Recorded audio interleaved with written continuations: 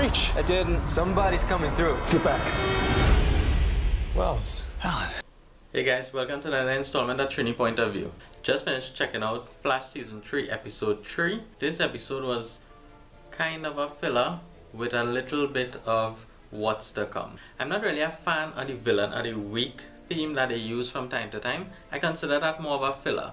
So with this Magenta, who really wasn't that good of an actress, I think better she sticks to like those Lifetime shows. Tried to audition for those type of things, but she really wasn't doing it for me really as a villain of the week. Even as a filler, I think her acting was too poor, for the lack of a better term, for the Flash. I think they could have casted someone a lot more experienced just to grab the attention of people as the season progresses.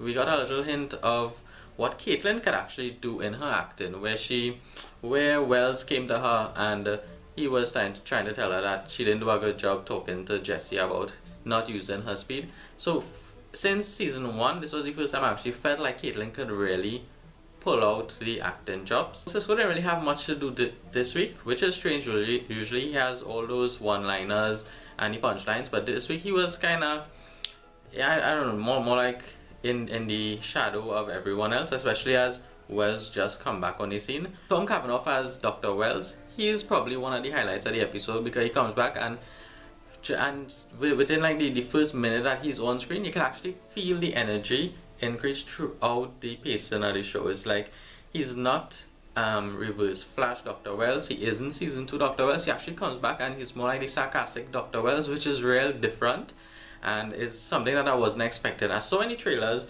for this episode and this season where he comes back and he has some one-liners where it's like he was just on it beat after beat after beat, and he was probably like the comedy relief of the episode, which is different. I wasn't expecting that, but it was a pleasant surprise. Wally West on the other hand, I'm not really feeling this actor for Wally West. Since he was in season 2, I just wasn't feeling him. I don't think he got the right lines, or I'm not too sure if he's just kind of holding back, so when he gets his powers and becomes Kid Flash, then you'll actually see the true potential of the actor.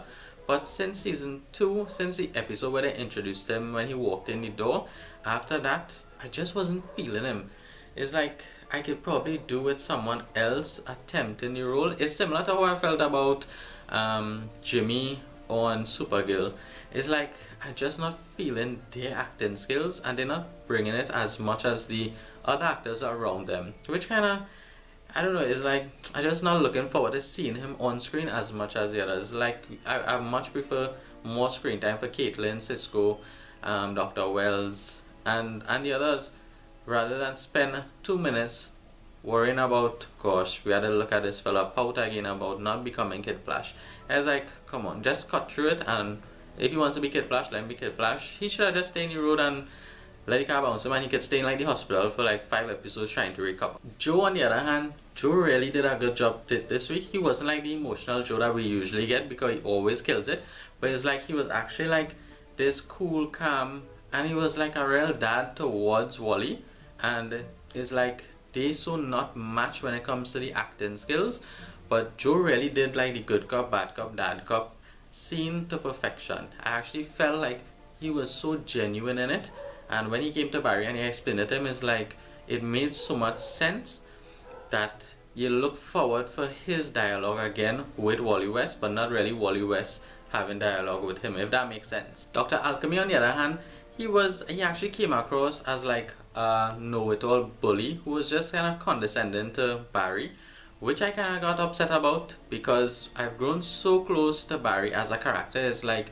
Barry's usually one with all the answers when it comes to like the science and doing the detective stuff, and it's like for this kind of jerk to just come out of nowhere and feel he could just tell Barry what was what, and he's the one to pick up the glass and go and check for DNA and them things. It's like, yo, that is actually Barry's stuff to do, Dread. You need to slow your roll, take it down, and you just be your nerd self in your office and relax until it's time for you to become Dr. Alchemy. Overall, I'm 50-50 with the episode because the villain of the week, Magenta, was kind of weak, but at the same time I was kind of really excited to see Dr. Wells back and the introduction of Jessie Quick, which I don't know, but while she was running she seemed real fast.